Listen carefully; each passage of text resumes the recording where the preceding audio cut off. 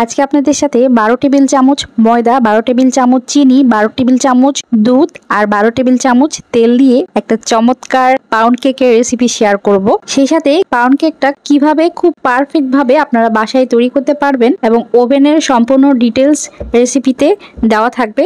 আশা করছি আপনারা শেষ পর্যন্ত আমার সাথেই থাকবেন আর ভিডিওটা সম্পূর্ণ ওয়াচ করবেন, তাহলে অনেক কিছুই জানতে পারবেন। প্রথমে আমি একটি বোলের মধ্যে 3টা রুমের স্বাভাবিক তাপমাত্রায় থাকা ডিম নিয়ে নিচ্ছি। ডিমগুলো যদি ফ্রিজের মধ্যে থাকে সেক্ষেত্রে আধা ঘন্টা আগে বের করে রাখবেন। আমি একটা ইলেকট্রিক বিটার নিয়েছি। ইলেকট্রিক বিটারের সাহায্যে করলে এটা একটু তাড়াতাড়ি হবে, তবে যদি আপনারা হ্যান্ড হুইস্ক দিয়ে করতে চান সেক্ষেত্রে সময়টা একটু বেশি লাগতে পারে। ডিমগুলো আমি প্রথমে মিডিয়াম স্পিডে 1 থেকে 2 মিনিট খুব ভালোভাবে বিট করে নিচ্ছি। ডিমের কুসুম সহ সাদা অংশ যাতে একসাথে মিশে যায়, আস্তে করে প্রথমে এগুলো মিশিয়ে নিতে হবে। যখন খুব ভালোভাবে মিশে যাবে ইলেকট্রিক বিটারটা রেখে একপাশে স্বাদ মতো একটু লবণ দিয়ে দিয়েছি আর সেই সাথে 12 টেবিল চামচ চিনি দিয়ে দিচ্ছি। রেশিওটা হবে এরকম, আপনি যদি 3টা ডিমের জন্য 100 গ্রাম করে চিনি, তেল এবং দুধ ব্যবহার করেন তাহলেই এটা পারফেক্ট হবে। যে চামচে একটা মাপবেন সে চামচে সবগুলো মাপবেন। যেমন যদি আমি এখানে চিনি দিয়েছি যে টেবিল চামচটার মধ্যে, সেই টেবিল চামচটার মধ্যেই কিন্তু আমি সবগুলো মেপে নেব। এখানে আমি 1.5 চা চামচ মতো লেবুর চামড়া আমি একটু গ্রেট করে নিয়েছি গ্রেটারের সাহায্যে, সেটা দিয়ে দিচ্ছি। এখানে সাদা অংশটা গ্রেট করবেন না, শুধু উপরে সবুজ চামড়াটা একটু গ্রেট করে নিয়ে নেবেন, এতে সুন্দর একটা ফ্লেভার পাওয়া যায় লেবুর। এটাকে আপনারা লেমন পাউন্ড কেকও বলতে পারেন। এখন ডিমটা আমি হাই স্পিডে বিট করব যতক্ষণ পর্যন্ত না এর মধ্যে থাকা চিনিগুলো খুব ভালোভাবে গলে যাচ্ছে আর ডিমের ফোমগুলা একদম সাদাটে বর্ণ ধারণ করছে, ততক্ষণ পর্যন্ত আমি কিন্তু এটা বিট করে নেব।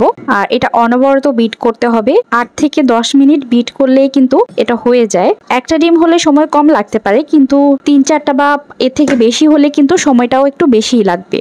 এই কেকটা আপনারা চাইলে কিন্তু ব্লেন্ডারের সাহায্যে তৈরি করতে পারেন, সেক্ষেত্রেও কিন্তু আপনারা এরকমটাই ফলাফল পাবেন কেকের। তো কথা বলতে বলতে কিন্তু আমি এটা বিট করে নিয়েছি আর কনসিস্টেন্সিটা হয়তো বা দেখে বুঝতে পারছেন একদম সাদাটে হয়ে গেছে আর এই ডিমের মেরাঙের পরিমাণটাও কিন্তু বেড়ে গিয়েছে আর দেখেন একটু ঢেউ ঢেউ হচ্ছে। আর যখন আমি এটা ছেড়ে দিচ্ছি উপরে কিছুক্ষণ পরে মিলাচ্ছে, সাথে সাথে মিলাচ্ছে না কিন্তু ঢেউগুলো, মানে একটা ড্রপ পড়ছে, ড্রপটার সাথে সাথেই কিন্তু মিলে যাচ্ছে না। এখানে আমি উপরে যে বিট করেছিলাম উপরে চিনিগুলো উঠে এসেছে, তার জন্য আমি একটু উপরের পাশটা ক্লিন করে দিয়েছি স্প্যাচুলার সাহায্যে। এখন আমি সেই একই টেবিল চামচটা দিয়ে 12 টেবিল চামচ রান্নার সয়াবিন তেল দিয়ে দিচ্ছি। আপনারা চাইলে কিন্তু এটা বাটার দিয়েও করতে পারেন, এখানে 12 টেবিল চামচ বাটার মেল্ট করেও দিতে পারেন। তেল দেওয়ার পর এটা আমরা মাত্র 30 সেকেন্ড বিট করব, এর থেকে বেশি কিন্তু বিট করা যাবে না। এর থেকে বেশি বিট করে ফেললে সেক্ষেত্রে কিন্তু আমরা যে ফোমগুলো তৈরি করেছি মেরাঙের মধ্যে বা ডিমের মধ্যে, সেই ফোমগুলো কিন্তু নষ্ট হয়ে যায় আর কেকটা ফ্লাফি হয় না। এই ফোমটা এরকম সাদা হয়ে যাওয়ার পর অনেক বেশি কিন্তু বিট করা যায় না, অনেক বেশি বিট করলেও কিন্তু আবার অনেক ক্ষেত্রে দেখা যায় কেকটা একদম ড্রাই ড্রাই হয়ে যায় ভেতর থেকে। এখানে আমি এই ফাঁকে 1 টেবিল চামচ মতো লেবুর রস দিয়েছি। এখানে আমি কোনো ভ্যানিলা এসেন্স ইউজ করছি না, আজকে আমি লেবুর রস দিয়ে আজকে কাজটা চালিয়ে নিচ্ছি আর লেমন জেস্ট দিয়ে। ফোমটা আমি 30 সেকেন্ড তেল দেওয়ার পর বিট করে নিয়েছি। এখন একটা ছাঁকনি নিয়েছি আর ছাঁকনির মধ্যে সেই একই চামচ দিয়ে আমি 12 টেবিল চামচ ময়দা দিয়ে দিচ্ছি।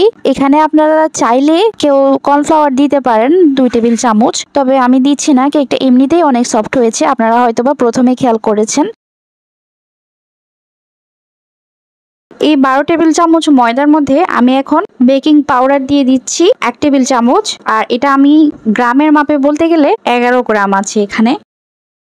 এখন আমি ময়দাগুলো 2 ধাপে করে এখানে অ্যাড করব। প্রথমে 1 ধাপ ছেলে দিয়ে দিচ্ছি, এরপরে বাকি অর্ধেকটা আমি মিক্স করব পরে। একসাথে সবগুলো দিয়ে দেব না, সেক্ষেত্রে কিন্তু ফোমটা নষ্ট হয়ে যাওয়ার চান্স থাকে। তবে এটা পাউন্ড কেক, এটার মধ্যে তেমন একটা সমস্যা হয় না, কিন্তু তারপরও কেকের বিশেষত্ব হচ্ছে এটা একটু একটু করে দেওয়া আর একটু একটু করে মিক্স করা। এভাবে করে দিলেই এই আমরা যে মিশ্রণগুলো, শুকনো উপকরণগুলো, সেগুলো কিন্তু খুব ভালোভাবে মিক্স হয় আর সময়টা কম লাগে। তো এখানে আমি সেই একই চামচে 12 টেবিল চামচ দুধ দিয়ে দিচ্ছি। এখানে আমি কুসুম গরম দুধটাই দিচ্ছি। দুধটা দেওয়ার পর আমি এক পাশ থেকে ঘুরিয়ে ঘুরিয়ে এটা আরেকটু সময় নিয়ে মিক্স করে নিচ্ছি। আর এটা এক পাশ থেকে এভাবে অ্যান্টি ক্লকওয়াইজ ঘুরিয়ে ঘুরিয়েই কিন্তু এই ফোমটা বা শুকনো উপকরণগুলো মিক্স করতে হবে।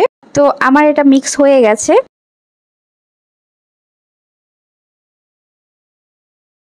স্প্যাচুলার সাহায্যে উপরের শুকনো উপকরণগুলো আমি একটু মিক্স করে নিয়েছি। আর এখন কনসিস্টেন্সিটা আমি আপনাদের একটু দেখিয়ে দিলাম, হয়তোবা বুঝে গেছেন। এখন একটা মোল্ড নিয়ে নিয়েছি। এই মোল্ডের লম্বাই হচ্ছে 20 সেন্টিমিটার, আর প্রস্থ বা চওড়াই হচ্ছে 12 সেন্টিমিটার, আর উচ্চতায় হচ্ছে 5 সেন্টিমিটার। আমি একটু তেল দিয়ে ময়দা দিয়ে গ্রিস করে নিয়েছি। এক্ষেত্রে আর কোনো বেকিং পেপারের প্রয়োজন হবে না। আমি এটা আরেকটা ভিডিওতেও কিন্তু আপনাদের সাথে শেয়ার করেছিলাম, আবার আজকে বলে দিলাম আর দেখিয়ে দিলাম। মোল্ডের মধ্যে কিন্তু আমি ব্যাটারটা নিয়ে নিয়েছি আর কয়েকটা ট্যাপ করে নিচ্ছি। এভাবে করে ট্যাপ করা অত্যন্ত প্রয়োজন, নয়তো কিন্তু ভেতরে এয়ার ক্রিয়েট হয়ে থাকে, আর এয়ার বাবলগুলো যদি থাকে কেকের ভিতরে সেক্ষেত্রে কিন্তু কেকটা দেখতে সুন্দর হয় না, কেকের মধ্যে ফাঁকা ফাঁকা থাকে। তো আমি কেকটা 180 ডিগ্রি সেলসিয়াসে উপর আর নিচের হিটটা অন করে 1 ঘন্টার জন্য বেক করতে দিয়েছি। এটা আমি 20 মিনিট পর পর কিন্তু এর তাপমাত্রাটা চেঞ্জ করব। আমি সেটাও আজকে আপনাদের সাথে শেয়ার করব আমি কিভাবে এই কেকটা বেক করছি। তো প্রথম 20 মিনিট কিন্তু 180 ডিগ্রি সেলসিয়াসে থাকবে। 20 মিনিটের মধ্যেই কিন্তু দেখেন কেকটা অনেকটাই ফুলে গেছে, আর উপরে কিন্তু একটু একটু করে কালার আসা শুরু হয়েছে।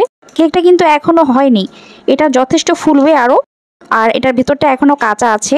তাই আমি এটার হিটটা এখন 165 ডিগ্রি সেলসিয়াসে করে দেব। প্রথমে 180-তে ছিল, এখন আমি 165-তে করে দিয়েছি। আর এটা আরও 20 মিনিট আমি 165 ডিগ্রি সেলসিয়াসে এটা বেক করব। আর এর মাঝে এই কালার আসার সময় আমি একটা টেকনিক খাটাচ্ছি বেকারির কেকের মতো হওয়ার জন্য। যখন কেকের উপরের পাশটা একটু সেট হয়ে যাবে তখন এভাবে করে একটু কেটে নেবেন, কোনো ছুরি অথবা ধারালো কিছুর সাহায্যে একটু কাট করে দেবেন। সেক্ষেত্রে কিন্তু এই কেকটা মাঝখান থেকে ফেটে যাবে আর কেকটা সুন্দরভাবে বেকারি কেকের মতো সেই লুকসটা চলে আসবে। তো এখন 40 মিনিট পর কিন্তু আমি 150 ডিগ্রিতে করে দিয়েছি, আর 150 ডিগ্রি করে দিয়ে আমি এটা আরও 20 মিনিট, মোট এভাবে করে আমি এটা মোট 60 মিনিট বেক করেছি। 60 মিনিট পর আমি কিন্তু এখন ফিরে এসেছি, আর এখন ওভেনটা বন্ধ আছে, আর আমি এখন কেকটা বের করে নিচ্ছি। আর বের করার আগে আমি একটু চেক করছি কাঠি ঢুকিয়ে, মাঝখান দিয়ে অবশ্যই কাঠি ঢুকিয়ে বারবার চেক করবেন, কারণ মাঝখান দিয়েই কেকটা সবসময় কাঁচা থাকে, তাই এটা মাথায় রাখবেন সবসময়।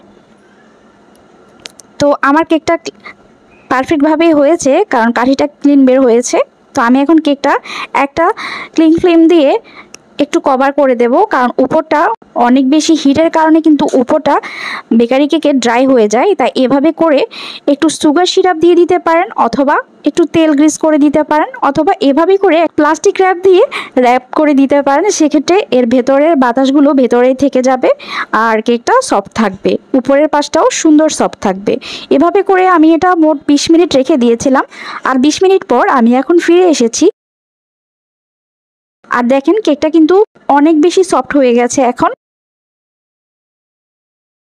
আমি এখন এটা মোল্ড আউট করে নিচ্ছি, এখনও কিন্তু এটা গরম আছে। তো আমি একটু ট্যাপ ট্যাপ করে নিয়ে এটা খুলে নিচ্ছি। বেকিং পেপার না দিলেও কিন্তু কেকটা খুব সুন্দরভাবেই কিন্তু উঠে এসেছে। আপনারা যখনই কেক বেক করবেন কোনো অবস্থাতেই কিন্তু গরম গরম কেকটা মোল্ড আউট করতে যাবেন না, সেক্ষেত্রে কিন্তু কেকটা উঠতে চাইবে না বা আরও অনেক সমস্যা হয়। আর দেখেন আমি মোলটাও দেখাচ্ছি, মোলটাও কিন্তু ক্লিন হয়ে গেছে। তো কেকটা আমি এখন একটু কেটে নিচ্ছি আর কেটে শেয়ার করছি এর ভেতরের দিকটা কেমন হয়েছে। দেখতে পাচ্ছেন কেকের ভেতরটাও কিন্তু খুবই স্পঞ্জি হয়েছে, আর কেকটাও কিন্তু মাশাআল্লাহ অনেক সফট হয়েছে। তো আপনারা এই রেসিপিতে ট্রাই করতে পারেন, আমি আশা করছি আপনাদের কেকটাও এরকমই পারফেক্ট হবে ইনশাল্লাহ। আমি একটা কেকের স্লাইস আমি আপনাদের কাছ থেকে দেখিয়ে দিচ্ছি। দেখেন কেকের ভেতরে কিন্তু কোনো এয়ার ক্রিয়েট হয়নি, কেকটা খুবই সুন্দর নরম এবং প্লাফি হয়েছে। তো রেসিপি ভালো লাগলে লাইক কমেন্ট শেয়ার করতে ভুলবেন না। আর এরকম সহজ সহজ আর মজার মজার রেসিপির জন্য আমার চ্যানেলটা সাবস্ক্রাইব করে রাখতে পারেন, আর বেল আইকনটাও বাজিয়ে রাখতে পারেন যাতে এরকম মজার রেসিপি সবার আগে পেয়ে যান। তো আজকে তাহলে এখানেই বিদায় নিচ্ছি, আবার দেখা হয়ে যাবে এরকম মজার মজার রেসিপি নিয়ে। সরি, যাওয়ার আগে আমি আপনাদের একটা স্লাইস কেটে দেখাচ্ছি, আসলে ভেতরটা কেমন হয়েছে সেটা তো আমি দেখাতে ভুলে গেছি। দেখেন খুবই ইয়ামি আর মেল্ট ইন মাউথ হয়েছে। আপনারা রেসিপিটা ট্রাই করতে পারেন। তো আমি আজকে এখানেই বিদায় নিচ্ছি, আর বড় করতে চাই না ভিডিওটা। সবাই ভালো থাকুন আর একটা লাইক দিয়ে দিবেন। হ্যাঁ, যেখান থেকে দেখেন একটা লাইক দিয়ে দিবেন। এখানেই বিদায় নিচ্ছি। আল্লাহ হাফেজ, আল্লাহ হাফেজ, আল্লাহ হাফেজ। আসসালামু আলাইকুম।